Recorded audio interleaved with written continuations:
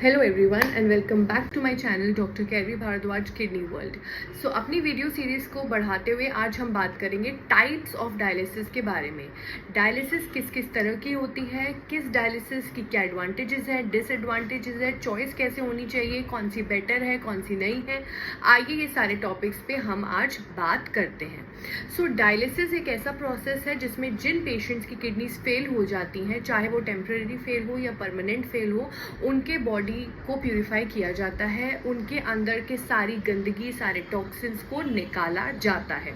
Dialysis मोटा मोटा दो तरह की होती है। एक होती है हीमोडायलिसिस, जिसमें हम अपनी बॉडी का ब्लड प्यूरिफाई करते हैं, ब्लड निकाल के एक मशीन से साफ होके वापस आता है।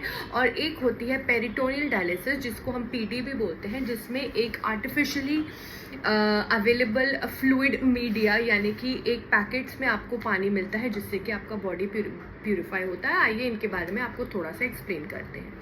सो जो पहली हीमोडायलिसिस होती है उसमें हमारी बॉडी से ब्लड निकलता है एक प्रेशर में, वो मशीन में जाके साफ होता है और फिर वापस आता है। इस तरह के डायलिसिस को करने के लिए सबसे ज़रूरी होता है डायलाइज़र।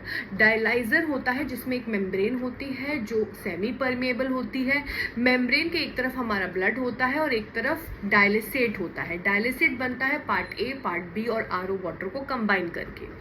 जब हमारा ब्लड और डायलिसेट कांटेक्ट में आते हैं और बीच में मेम्ब्रेन होती है, तो वो जो डायलिसेट जिसमें टॉक्सिन की मात्रा 0 होती है, वहाँ पर ब्लड से टॉक्सिन निकल के डायलिसेट पे पहुंच जाता है, क्योंकि ज़्यादा कॉन्सेंट्रेशन से लोअर कॉन्सेंट्रेशन की तरफ कोई भी चीज़ ट्रैवल करती है by the principle of diffusion.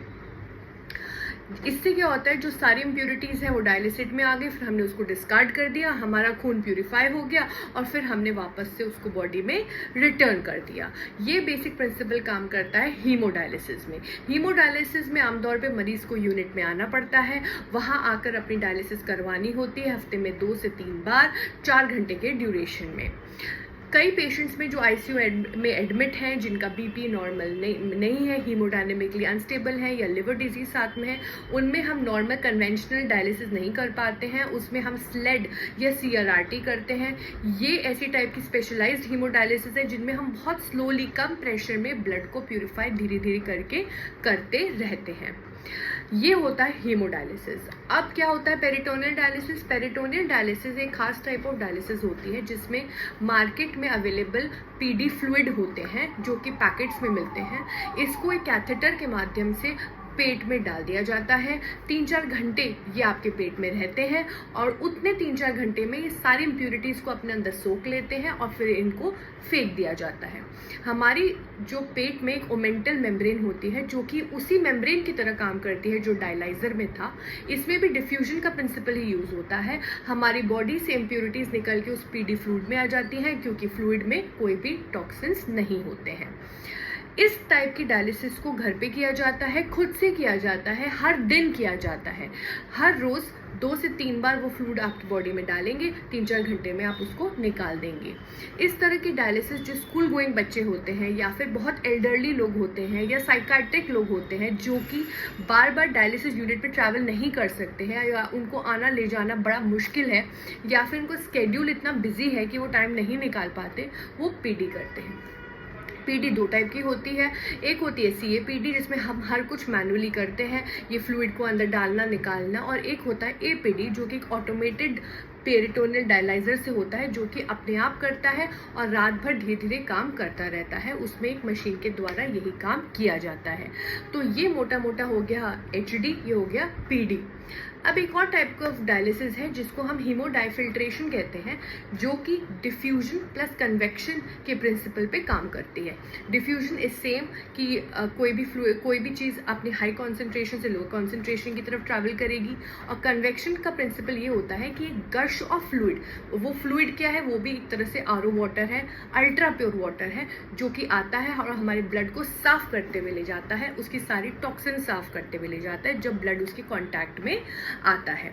तो ये होता है हीमोडायफिल्ट्रेशन। ये भी एक HD टाइप की ही मशीन होती है जो कि HDF मशीन पे किया जाता है, यूनिट में जाके किया जाता है, हफ्ते में 2 से 3 बार किया जाता है।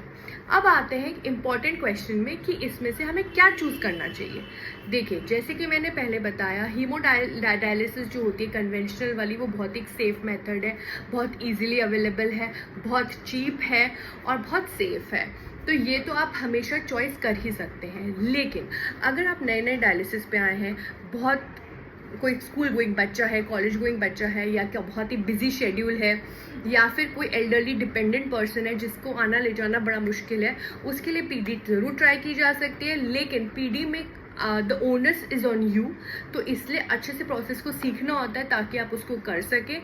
आजकल PD ट्रेनिंग भी बहुत इजीली अवेलेबल है और उनके जो रिप्रेजेंटेटिव्स हैं घर पे भी आते जाते रहते हैं, तो वो कोई बड़ी बात नहीं है, बट आपको रिस्पॉन्सिबिलिटी लेनी पड़ेगी।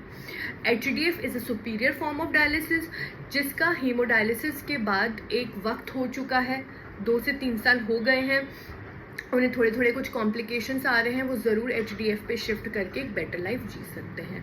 तो तीनों टाइप ऑफ डायलिसिस के अपने कुछ खासियत है, अपने कुछ डिसएडवांटेजेस हैं। आपका चॉइस डिपेंड करता है आपकी कंडीशन पे, आपके डॉक्टर आपको क्या एडवाइस करते हैं और आपको क्या सूट करता है। So take that decision wisely. अपने नेफ्रोलॉजिस्ट के साथ बैठ के तीनों ऑप्शंस को डिस्कस करें कि कौन सा आपके लिए बेटर है and make the right choice जो कि आगे आपको हेल्प करे। सो ये, अगर आपको कोई भी डाउट्स हैं इनमें से किसी भी डायलिसिस के बारे में, आपको कोई क्वेश्चन पूछना है, please ask in the comment section, I will be happy to help. Thank you, मिलते हैं नेक्स्ट वीडियो में।